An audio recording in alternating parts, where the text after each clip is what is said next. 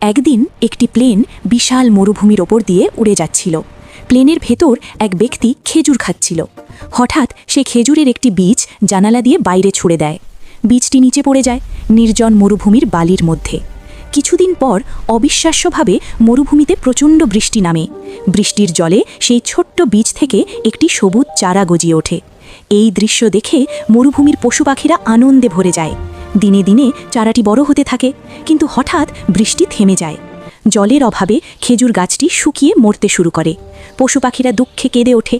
তখন তারা একসাথে সিদ্ধান্ত নেয় দূরের জলাশয় থেকে জল এনে গাছটিকে বাঁচাবে। সবাই মিলে জল দেয় গাছের গোড়ায়, আর তখনই খেজুর গাছটি যেন নতুন প্রাণ ফিরে পায়। কিছুদিন পর গাছে মিষ্টি খেজুর ধরে। সবাই মিলে খেজুর খায়, পেট ভরে যায়। আর সেই একটি গাছ থেকেই মরুভূমি ভরে যায় অসংখ্য খেজুর গাছে। শিক্ষা: একটি ছোট্ট ভালো কাজও পুরো পৃথিবী বদলে দিতে পারে।